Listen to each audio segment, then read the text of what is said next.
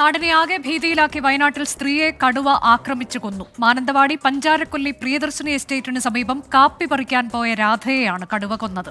കടുവ ഭക്ഷിച്ച നിലയിൽ തണ്ടർബോൾട്ട് സംഘമാണ് രാധയുടെ മൃതദേഹം കണ്ടെത്തിയത്.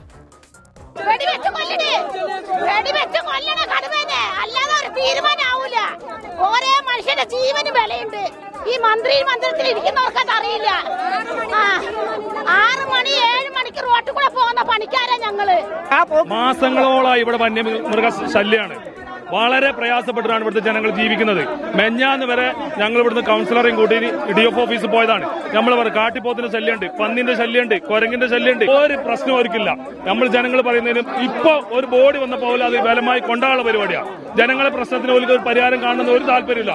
അതുകൊണ്ട് തന്നെ കുരങ്ങിന്റെ ശല്യം, നിരവധി ശല്യം കൊണ്ട് ഞങ്ങൾ അറിയാലോ, ഞങ്ങൾ ആദിവാസികളാണ്. ഈ വന്യമൃഗങ്ങളോട് മറ്റു എല്ലാവരും ഒരുവിധം സമരസപ്പെട്ട് ജീവിക്കുന്ന ആൾക്കാരാ. അങ്ങനെയുള്ള ഞങ്ങൾക്ക് പോലും ഈ ദുർഗതി വന്നിട്ടുണ്ടെങ്കിൽ എന്തായിരിക്കും അവസ്ഥ? മന്ത്രി AK ശശീന്ദ്രന്റെ നിർദ്ദേശപ്രകാരം കടുവയെ വെടിവെച്ച് കൊല്ലാൻ ചീഫ് വൈൽഡ് ലൈഫ് വാർഡൻ ഉത്തരവിട്ടു. നാട്ടുകാർ പ്രദേശത്ത് വലിയ പ്രതിഷേധമുയർത്തി. മരിച്ച രാധയുടെ കുടുംബത്തിന് 11 ലക്ഷം രൂപ നഷ്ടപരിഹാരം നൽകുമെന്ന് മന്ത്രി OR കേളു അറിയിച്ചു. ഞങ്ങളുടെ ആവശ്യം എന്ന് പറയുന്നത്, ഈ കടുവ കുറച്ച് നാളായിട്ട് ഈ ഭാഗത്ത് ഇങ്ങനെ കറങ്ങിക്കൊണ്ട് നിൽക്കുന്നുണ്ട്.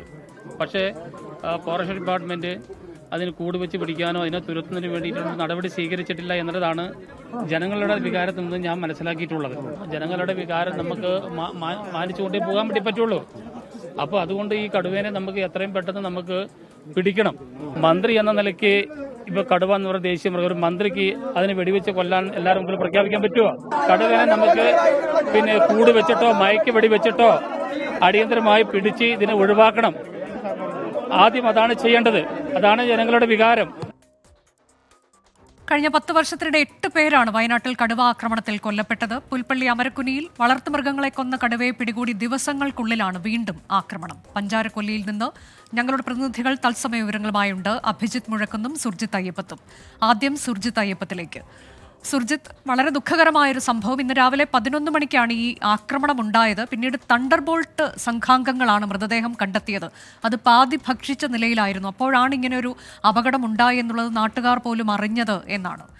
ഇതിപ്പോൾ എന്താണ് അവിടെയുള്ള ആളുകൾ പറയുന്നത്? സ്ഥിരമായി ഇത്തരം പ്രശ്നം അവർ അനുഭവിക്കുന്നുണ്ട് എന്നതാണോ? നേരത്തെ നമ്മളോട് സംസാരിക്കുമ്പോൾ പഞ്ചായത്ത് പ്രസിഡന്റ് പറയുന്നുണ്ടായിരുന്നു, ഇങ്ങനെ കടുവയുടെ ആക്രമണം സ്ഥിരമുള്ള ഒരു സ്ഥലമാണോ എന്നുള്ളതിൽ വനം വകുപ്പ് ആ തരത്തിലേക്ക് സ്ഥിരീകരണം നൽകുന്നില്ല എന്നത്. നാട്ടുകാർ പറഞ്ഞത് എന്താണ്?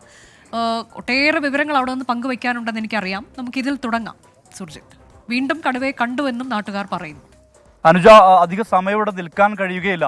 അതാണ് ഏറ്റവും വലിയ പ്രതിസന്ധി. അതുകൊണ്ട് തന്നെ ഞാൻ പറഞ്ഞു തുടങ്ങുകയാണ്. എന്തായാലും ഏറ്റവും പ്രധാനപ്പെട്ട ഒരു വിവരം പങ്കുവെക്കാനാണ്. അതായത് ഈ കടുവയെ വീണ്ടും കണ്ടിരിക്കുന്നു. അത് ഈ വനത്തിന്റെ അന്തർഭാഗത്ത് തന്നെ, അതായത് ഈ മൃതദേഹം കാണപ്പെട്ട സ്ഥലത്തിന്റെ തൊട്ടടുത്ത് തന്നെ ഈ കടുവയുടെ സാന്നിധ്യമുണ്ട്. ഇപ്പോൾ നിലവിൽ വനംവകുപ്പ് ഉദ്യോഗസ്ഥരും തണ്ടർബോൾട്ട് സംഘവും ആ മേഖല കേന്ദ്രീകരിച്ച് പരിശോധന നടത്തിക്കൊണ്ടിരിക്കുകയാണ്. ഈ വനത്തിനകത്തേക്ക്, അതായത് ഈ മൃതദേഹം കിടന്നിരുന്ന ഭാഗത്തേക്ക് പോയ 3 പേരാണ് ഈ കടുവയെ കണ്ടത്. അവർ നമ്മോടൊപ്പം ചേരുകയാണ്. അവർ നമുക്ക് ഒപ്പം തന്നെയുണ്ട്.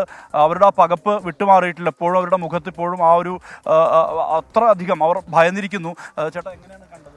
അത് ഞങ്ങൾ ഈ മൃതദേഹം കൊണ്ടുവച്ച് കഴിച്ച സ്ഥലമില്ലേ, അതിൻ്റെ സൈഡിൽ ഇങ്ങനെ നിൽക്കുന്ന സമയത്ത് ഒരു ഗർജനം കേട്ട് നമ്മളിങ്ങനെ തിരിഞ്ഞു നോക്കുമ്പോഴത്തേക്കും ചാടി എണീക്കുന്നതാണ് കാണുന്നത്. അന്നേരം ഞങ്ങൾ അവിടുന്ന് ഓടി രക്ഷപ്പെട്ടു. ഞങ്ങൾ 3 പേരുണ്ടായിരുന്നു. അവിടുന്ന് വേഗം ഓടി രക്ഷപ്പെട്ടു. ഈ വനംവകുപ്പ് ഉദ്യോഗസ്ഥരൊപ്പം തന്നെ വന്നോ? എന്താ? ഇല്ല, ഞങ്ങൾ ഓടി ഇവിടെ വരുമ്പോൾ ഇവരിവിടെ ഉണ്ട്. അപ്പം അവർ ചോദിച്ചു ഇങ്ങനെ. അപ്പം പറഞ്ഞു കണ്ടു, എഴുന്നേറ്റ് ഇങ്ങനെ തിരിഞ്ഞു നോക്കിയെന്ന് പറഞ്ഞപ്പോഴേക്കും അവർ പോലീസിനെ കൂട്ടി ഉള്ളിലേക്ക് പോയി. അത് ശരിക്കും കാണാൻ കഴിഞ്ഞു. എണീച്ചിരിക്കുന്ന നല്ല ഹൈറ്റും ഉണ്ട്, നല്ല നീളവും ഉണ്ട്. തലഭാഗം വാലും എല്ലാം കണ്ടു. ക്ഷീണമാണ്, ഭയങ്കര ക്ഷീണമാണ്.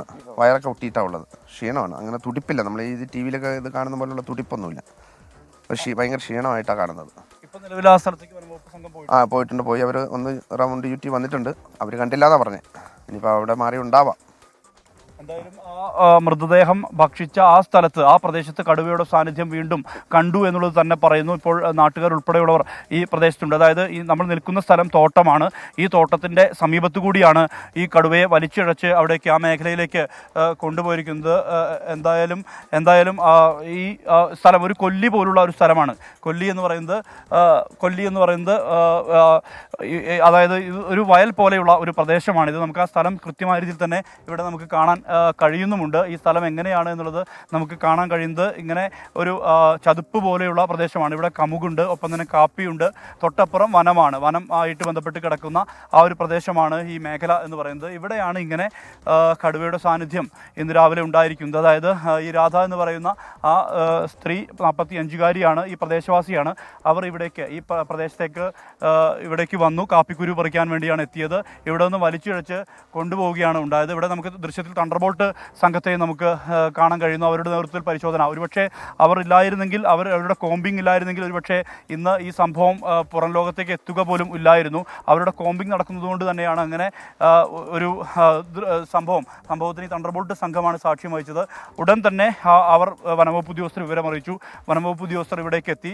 ഞാൻ നിൽക്കുന്ന ഈ പ്രദേശത്തിൻ്റെ ഏതാണ്ട് ഒരു 150 മീറ്റർ അകലേക്ക് വലിച്ചിഴച്ച് ഈ കൊണ്ടുപോയി എന്നുള്ളതാണ്. അതായത് ഇവിടെ നമുക്ക് ബ്ലഡ് സ്റ്റെയിൻ ഒക്കെ കാണാൻ കഴിയുന്നുണ്ട്. അതായത് ഇപ്പോൾ വനംവകുപ്പ് ഉദ്യോഗസ്ഥർ അവിടെ പരിശോധന നടത്തിക്കൊണ്ടിരിക്കുകയാണ്. ആ സ്ഥലത്ത് നമുക്ക് അവിടേക്ക് പോകാം.